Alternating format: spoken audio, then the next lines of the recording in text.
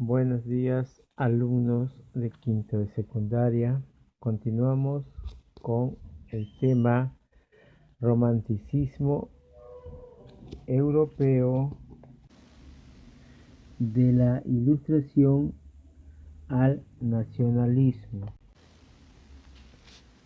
Nuevas y diversas mitologías van a sustituir la obediencia debido al pasado por una fe inexpugnable en el futuro. En general, en los círculos más ilustrados se entiende que el avance de la humanidad permitirá corregir las injusticias, abolir las servidumbres y aliviar los sufrimientos. Esta aspiración hará cada vez más urgente responder a la pregunta por el fundamento y el sentido del movimiento histórico. Nuevas digresiones especulativas van a abordar el problema desde perspectivas encontradas, abriendo esa fosa siempre tan transitada entre ilustración y romanticismo. La tensión entre estos dos polos va a marcar el posterior desarrollo de la modernidad y pueden rastrearse sus derivaciones hasta hoy mismo. No hemos de perder de vista el trasfondo histórico dominado por un imparable proceso de industrialización forzosa, por la deriva de la Revolución Francesa y el surgimiento del régimen bonapartista y por una cada vez más angustiosa sensación de pérdida y de escisión que los nuevos cambios provocan.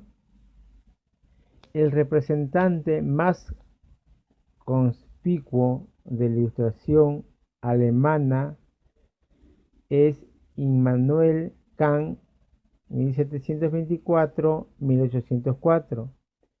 Es sin duda quien con más rotundidad defiende la tesis del sujeto como tesis de la universalidad del conocimiento y de la acción de la física y de la moral.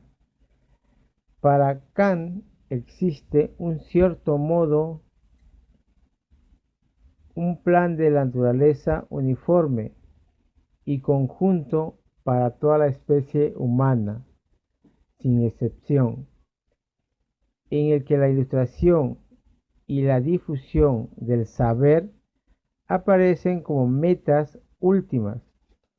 Solo hay una linealidad en la historia que políticamente converge en un mismo ideal, una sociedad cosmopolita de repúblicas constitucionales que mantienen entre ellas y sobre ellas el imperio de la ley y del derecho internacional. Ahora veamos lo que es la definición del romanticismo europeo. El romanticismo es un movimiento artístico e intelectual que tuvo lugar hacia finales del siglo XVIII y principios del siglo XIX en Inglaterra, Alemania y Francia, para luego extenderse a todo el mundo.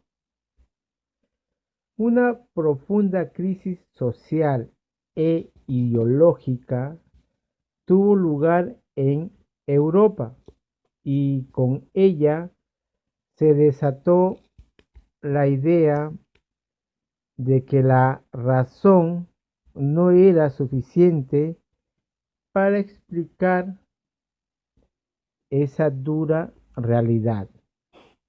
El romanticismo surgió como un movimiento para contraponer al racionalismo neoclásico. El romanticismo resultó una corriente muy diversa debido a que enfatizó la subjetividad y las emociones. Se manifestó como una ruptura de los principios de la Ilustración, que sostenía a la razón como la base de todo conocimiento, y exaltó la libertad del individuo y su capacidad intuitiva. Ahora veamos lo que es el antecedente.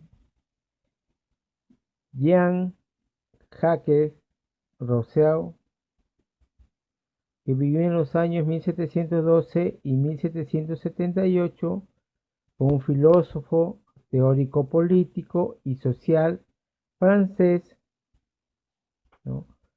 Fue uno de los escritores más elocuentes de la Ilustración. Su Julia o la Nueva Eloísa, escrita en 1761, y Confesiones en 1782, introdujeron nuevo estilo de expresión emocional extrema, relacionado con la experiencia intensa, personal y la exploración de los conflictos entre los valores morales y sensuales. A continuación veamos el romanticismo en Alemania. Según Chazard y Weil, los teóricos del romanticismo alemanes alrededor de los años 1796 y 1835 son Friedrich Schleiermacher, que vivió entre los años 1768 y 1834 en la unión mística con Dios. Johann Gottlieb Fichte, que vivió entre los años 1762 y 1814 por relación a la primacía del yo absoluto, y Friedrich Wilhelm Schnick, que vivió entre los años 1775 y 1854, para el alma del mundo, fundador de la filosofía romántica de la naturaleza. Fichte, profesor de la Universidad de Jena, ejerce sobre el primer romántico una verdadera fascinación en un tiempo de incertidumbre, viendo en el sistema kantiano un marco sólido sobre el cual basar la moralidad y la noción del deber.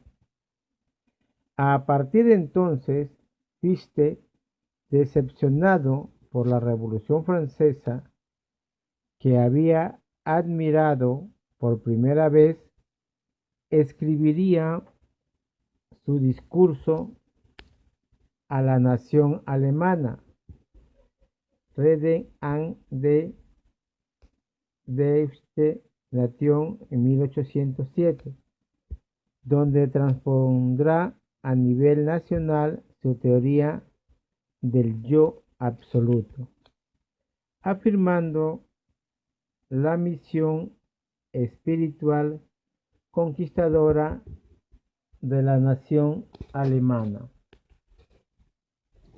La escuela de Heidelberg, la culminación del romanticismo alemán, es menos reflexiva que los fundadores de la doctrina, que representan precursores o prerrománticos de la escuela de Jena.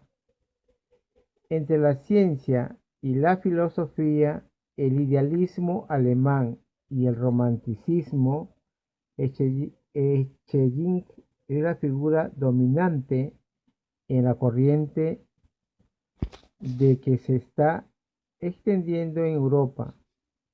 En cuanto a Goethe, la naturaleza es, según él, trabajada por una fuerza vivificante y rejuvenecedora, en la que se encuentran todos los seres. Esta fuerza de Schelling, naturaleza casi divina, trae al naturalismo del panteísmo.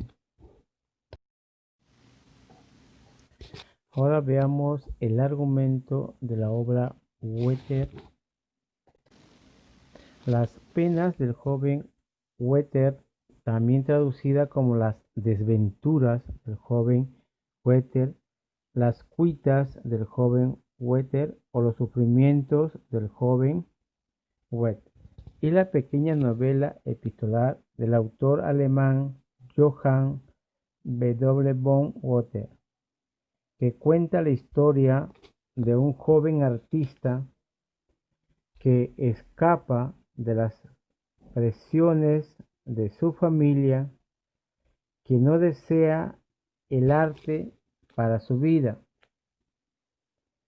Werther se va pues en busca de su arte a Wellin, un pueblo ficticio donde conoce la vida tranquila de sus habitantes y se deslumbra con la naturaleza del lugar. Por medio de cartas, Werther le va contando a su amigo Guillermo sus impresiones del lugar, las experiencias que vive y sus sentimientos hacia lo que experimenta allí. Días después de su llegada, Werther es invitado a un baile, donde conoce a Charlotte o Lotte, una joven hermosa que cuida de su padre y hermanos después de la muerte de su madre. Lotte, que es descrita por Werther como una mujer perfecta, disfruta de la literatura y la música, de pensamientos y sentimientos que comparte con él. Y sin embargo, ¿cómo decirte lo perfecta que es? Porque lo es. Basta, ella abarca todos mis sentidos, los domina, tanta ingenuidad unida a tanto ingenio, tanta bondad con tanta fuerza de carácter. Eso es literalmente lo que le escribe Werther a su amigo. Desde incluso antes de conocerla, Werther es advertido de que Lotte está comprometida con Albert, un joven serio y de buena familia. Albert, sin embargo, no está en la ciudad, y él parece olvidarse de este obstáculo, mientras vive momentos de embriaguez idílica al lado de Lotte, que no parece ponerle ningún obstáculo. La historia llega a su punto más tensionante cuando Albert vuelve a al pueblo, ahora él se pone en medio de Lotte y Werther, quien, sin embargo, lo considera como un hombre bueno y digno de Lotte en primera instancia. Sentía tan colmado el corazón y salimos juntos, sin habernos comprendido. A nadie en este mundo le es fácil entender a los demás. Eso es lo que dice Werther literalmente. Pero pasan los días y Werther sale de su fantasía al darse cuenta de que nunca podrá tener a Lotte. El joven artista decide entonces irse del pueblo a trabajar con un duque en Weimar para olvidar a Lotte, pero también para seguir con los deseos de su madre, quien quería para él una vida más segura y honrosa que la de pintor. Mientras estaba en Weimar, sufriendo de la discriminación de clases, Werther se entera de que Lotte y Albert ya se casaron. El joven vuelve pues al pueblo y allí empieza una decadencia moral que lo hace reconsiderar el sentido de su vida y su futuro. Ahora veamos el periodo clásico, donde vamos a ver a Goethe y Schiller. Ambos se hicieron íntimos amigos y evolucionaron a la par, a pesar de las diferencias de sus actividades filosóficas. Schiller creía en ideales éticos absolutos que suministran las ideas fuerza de sus obras dramáticas, como Wallenstein, es una trilogía en 1798 y 1799, María Estuardo en 1800, La doncella de Orleans 1801 y Guillermo Tell 1804. Goethe extrae su filosofía de sus experiencias como poeta lírico, dramaturgo, novelista, ensayista y personaje político. Vivió de acuerdo con el ideal expresado en el Fausto, nunca estar satisfecho con lo que uno es y esforzarse incesantemente por aprender, mejorar, alcanzar objetivos.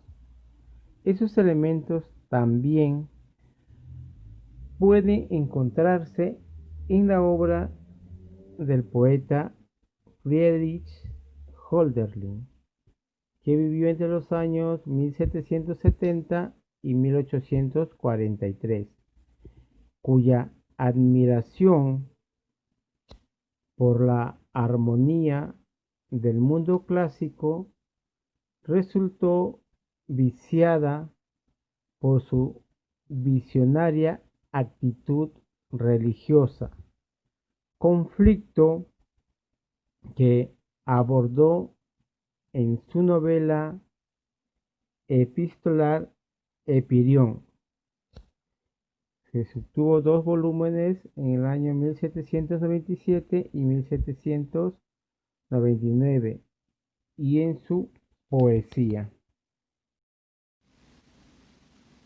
Continuamos con el argumento de Fausto. Esta obra se divide en 2 partes que tienen muy pocas cosas en común. Por eso es necesario trabajarlas aparte, pero sin perder de vista a los dos personajes centrales de la obra, que vienen a ser el doctor Fausto y Mefistófeles. A ver, veamos la primera parte. La obra empieza con una escena en el cielo, en la que Dios y Mefistófeles, el diablo, hacen una apuesta, la cual estipula que Mefistófeles podrá sacar del buen camino al doctor Fausto, cosa que Dios no cree posible. El doctor Fausto se encuentra pensando en su habitación y su discípulo Warner viene a buscarle para recordarle que pronto vendrán los días de fiesta y le manifiesta sus intenciones de salir a socializar con las demás gente. Fausto y Warner salen al pueblo y al rato de caminar, Fausto se sienta en una roca y ve a un perro negro que aparenta estar perdido y que se le va acercando poco a poco. Al llegar el perro al lugar donde Fausto y Warner se encontraban, Fausto se encariña con el perro y, al encontrarlo inofensivo, decide llevarlo a casa. Al llegar a casa, este perro que Fausto recogió resulta ser Mefistófeles y hablan durante un buen rato sobre los placeres de la vida. Pero luego Mefistófeles engaña a Fausto y se va, prometiendo volver. A su vuelta, Fausto y Mefistófeles hablan con mayor confianza y llegan a un pacto.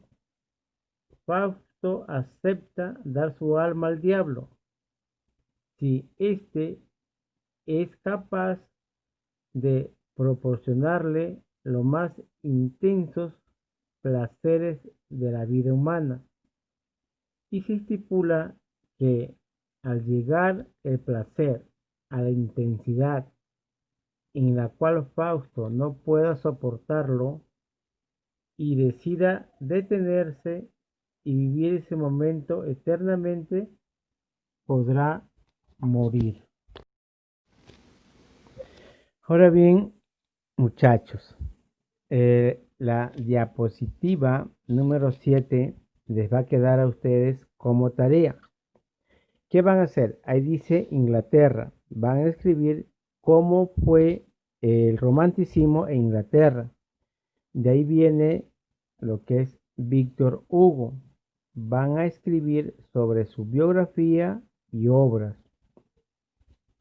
Y a continuación viene lo que es su obra Los Miserables, donde van a escribir todo el argumento, ¿no?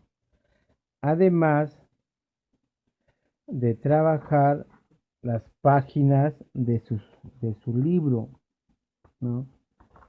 La página 55 y